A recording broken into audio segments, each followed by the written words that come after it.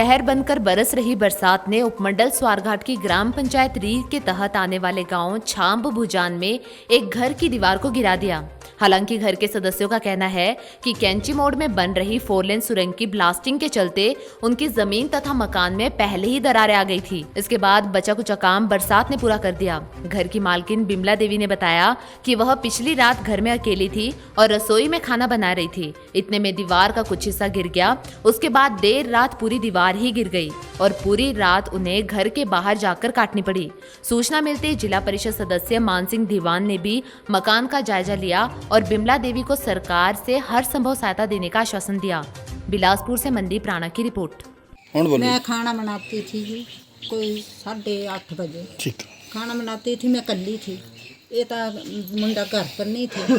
खाना बनाती ही जी, मैं खाना बना के थोड़ा जा खाना रही बनाने जिस वेले मैं दरबार पे ही उस वेले मैंने धक्का बज्या। मैं बोले मेरे पर पैगी दरबार सारी। मैं धक्का बज्या, मैं दरवाजे पे गिर गई। मैं इन्होंने जब कई देर हो गई तो मैं इन्होंने जो हक पाइया बच्चे जो बे बच्चे मुझे देखो बे मेरा मकान गिर गया। फिर इन्हें ये आए बच्चे ने मुझे ठवाड़िया तो लगे देखने तब दरबार सारी पैगी भी थी हैं। फिर मैं रात को फिर इन्होंने बोले बे माता बे तू बाहर बैठिया। जब मैंने मेरा मुंडा भी आ गया, वो भी आ गया, ये भी आ गया, तो अस बाहर बैठ गए। जब रात के 2 बजे 2:30 बजे उस वेले फिर लार्म बज्जा। फिर मैं मंजे पर ते मुंडा ठवाले, मैंने तू बाहर बैठ जा, लार्म बज्जा, जड़ी दरबार ये भी गिर जाए। फिर बाहर बैठ गया ताड़ी गई, जड़े रही भी थी वो भी दरबार दी। हाँ जी, ये घटना ऐसे है जी भी रात को करीब 8 बजे के करीब हमारी वृद्ध माँ है जो खाना बना रही थी। हमारा किचन है, ये मकान है और इसमें खाना बना रही थी। जैसे खाना बनाते बनाते एकदम इस दीवार गिरने की आवाज़ आई। तो जैसे ही अकेली थी यहाँ, अकेली जैसे निकलने लगी तो इसको एकदम धक्का लगा तो ये बेहोश पड़ गई। फिर जैसे ही पता लगा, हमने बच्चों ने आके इसको एकदम उठा के कम से कम 1-1.5 घंटा बाद होश आए। जब हमने देखा मकान तो मकान गिर रहा था। फिर इसे हमने वहाँ से सामान जो भी था हमने बोला भी सामान भी रहने दो, अपने साइड में हो जाए। फिर साइड में हो गए और रात को जैसे ब्लास्टिंग चली इसकी 2 बजे के करीब इनकी ब्लास्टिंग चलती है। अलार्म लगता है तो हमारे को आवाज़ आ जाती है। जैसे पहले भी इनकी ब्लास्टिंग काम चलता था तो हमारा जितना भी रसोई में सामान होता था सारा नीचे गिर जाता था ब्लास्टिंग की वाइब्रेशन से। तो ये करीब 4 साल से चला हुआ हमारा और हम इसके बारे में प्रशासन को भी और डिपार्टमेंट को भी NHI के अधिकारियों को भी हमने एप्लीकेशनें दे रखी थी। और इसका जबकि एक बार NHI का कोई अधिकारी भी आया था यहाँ तो बोल रहा था कि यहाँ पर रहो नहीं। फिर हमने बोला हम जाएँ कहाँ, हम गरीब परिवार हैं और रहने के लिए हमारे पास कोई जगह नहीं है तो हम जाएँ तो जाएँ कहाँ। और उसके बारे में कोई इन्होंने आज तक हमारी कोई सहायता करने की भी किसी ने सहायता नहीं की, ना प्रशासन ने ना ही NHI ने। स्थिति ऐसी है अभी कोई भी अगर कोई जैसे ब्लास्टिंग है जो नेशनल हाईवे अथॉरिटी यहाँ काम कर रही है, जो भारत कंस्ट्रक्शन को काम दिया है, ये जो हमारी कैंची मोड़ से लेकर मेला टंडल आता है, इसी टंडल के ऊपर ये छानबजान गांव है। इसके नीचे से जो इनके मकान के नीचे से जो टंडल है ये बन रहा है। जैसे नीचे धमाके होते हैं और मतलब अपने ऊपर जो वाइब्रेशन है वो बहुत ज़्यादा होती है।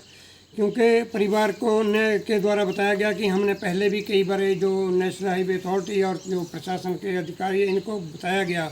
तो एक बार पिछले साल जैसा बता रहे हैं कि मंडी से कोई नेशनल हाईवे अथॉरिटी का कोई अधिकारी आया था और उसके बाद उसने यहाँ देखकर वैसे तो बता गया था इनको ये मकान आपके रहने योग्य नहीं है, यहाँ खतरा है भी आप कहीं और अरेंजमेंट कर लिए। क्योंकि और अरेंजमेंट परिवार तब कर सकता था अगर कोई इनको आर्थिक सहायता मिलती।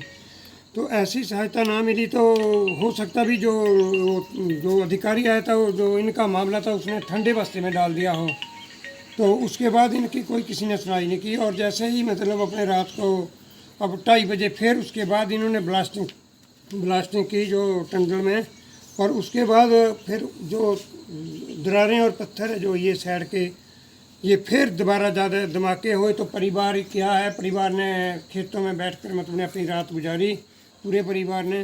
क्योंकि अंदर मकान में जैसे नीचे टंडल में धमाके हो रहे थे अंदर, क्योंकि इतनी मतलब ने इनको खतरा पैदा हो गया था। क्योंकि अगर सारा मकान गिर गया तो मतलब में सब की जान भी किसी की जा सकती है।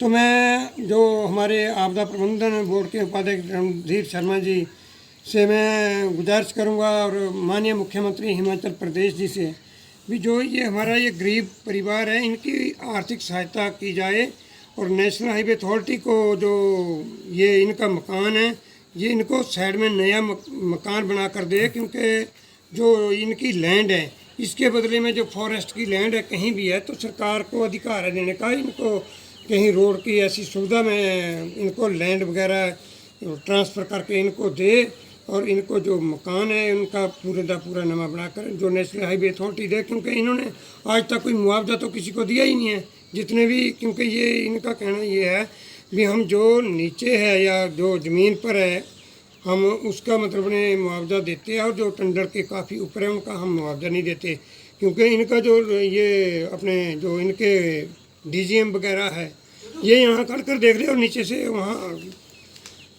जिस टाइम ब्लास्टिंग होती है तो नीचे खड़ के यहाँ मकान के ऊपर आके देख ले, नीचे से ब्लास्टिंग करवाए तो देखे भी ये धरती कैसे मतलब ने कांप उठती है। एकदम परिपूर्ण सहायता की जाएगी। इसके साथ में परिवार को मैं भगवान से यही प्रार्थना करूंगा कि परिवार को जो ये हादसा हुआ है इसके लिए शक्ति बख्शे और इनकी जो हिमाचल प्रदेश सरकार वो एन अच्छे तरीके से सहायता करे ताकि परिवार सुख सुविधा के नाल अपना जो जीवन है व्यतीत कर सके। जय हिंद। हिमाचल दर्पण लाइव टीवी